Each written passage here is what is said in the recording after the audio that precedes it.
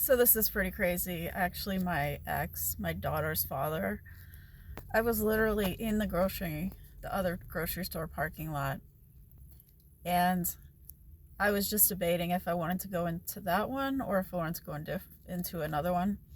And as I'm sitting there deciding, um, he pulled up in a car, and not only in a car, but I think he was just a passenger because he got out of the passenger side, and the passenger side was right by my door. Like they literally parked right next to us, and as soon as I saw him, I was like, no.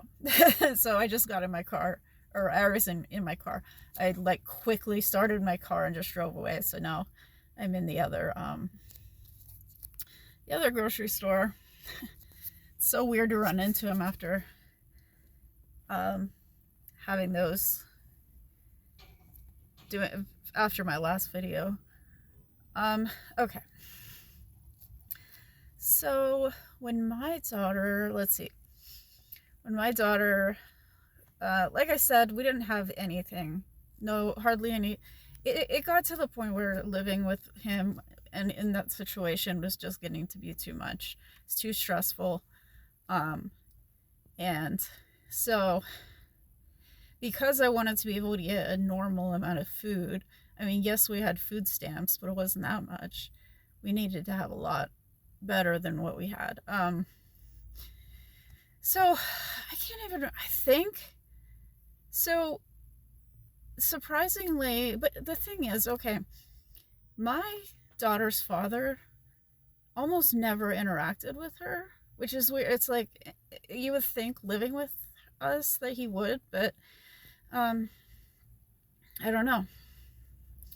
And he like refused to watch her. Like he started in the beginning only, and he wasn't willing to accept. He let me leave her with him, like for like a half hour in the middle of the night. It was like 2:30 in the morning. He's like, "Oh, I'll be here," or whatever. Um, so I was like, "Okay, whatever." So I went. Somebody I knew was having a party or something, and I went in there, and um, I met somebody who he told me about this place called Diamond Mountain University. Um, it's a Buddhist university, basically, but it's free. Um, and actually, I found out later that it actually was a cult, but we were not there very long. So, um, so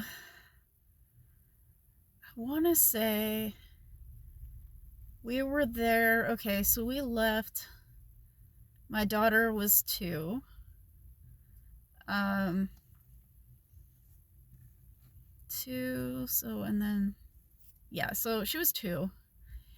And basically, we got this guy to, all I had to do was go online. There was a library in town, and there were computers. So all I had to do was just go on computer and just register for these Buddhist classes.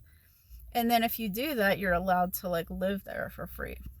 And where it started off wasn't exactly the best because we were living in a tent at first, but whatever. It wasn't that bad. We've done it before.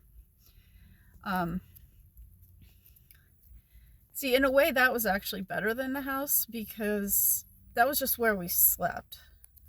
We had a kitchen. We had lots of nice houses where they did the classes, and they had a temple. Like, it wasn't like just that house. And also, like I said, the kitchen, most of it was people would share their food, which was exactly what we needed.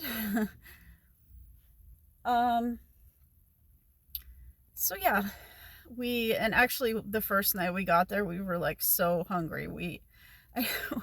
We got a big block of cheese, and me and my daughter were just eating it like crazy. And they actually were like, at some point, they were just like, can you like not eat it all? We were just like so hungry. And yeah, so we were there. How long were we there? I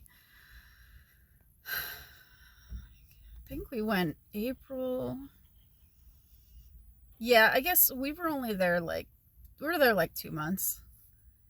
Um, and it was nice. I mean, the classes were very interesting. Like I said, that it ended up being a cult, which it was a bit weird when I was there, but I said, I was only there for 2 months. I didn't really know much about what was going on. But if you want to, you can look it up online. They have videos on YouTube about it. There's like news stories, and there's also a short film made about it, and I can't remember what it's called, but you might be able to find that too. Basically, and I'll even say their names. He so they called like the teacher a llama, kind of like Dalai Lama. And actually, this guy had trained under the Dalai Lama, so you would think, oh yeah, this guy's like, he knows what he's talking about. But he did a lot of things that lamas or monks or whatever are not supposed to do, like not to live with a woman, not to have sex, obviously. And also his teachings were like not really, they're Buddhist, but he would like throw weird stuff in there. Like, for example, so basically, living with the woman who was supposedly his partner, he would actually say stuff about that he didn't think that he was like, he didn't think that he said that his girlfriend or partner or whatever, her name was Lama Christie McNally, and yeah, you should look her up too, because I think it's a very long story I'm supposed to be talking about. Anyway,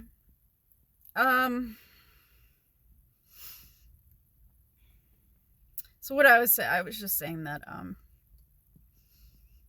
the Dalai Lama would say that his girlfriend is an angel, like actually claimed that she wasn't human, she was an angel, and for that reason it was okay if they had sex. Like, he literally said that.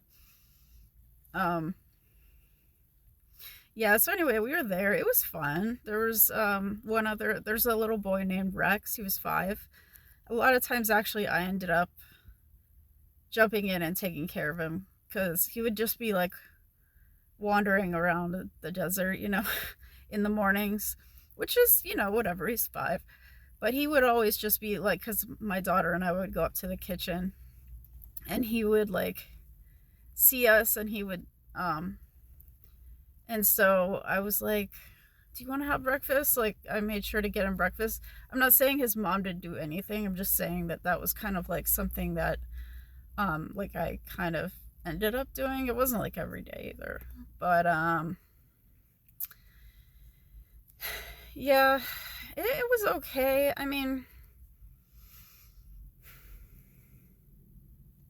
it wasn't, like I said, it wasn't a fantastic thing, but at the time I was interested in studying Buddhism, and I also was like doing yoga, and I met some really, really nice people, really cool people.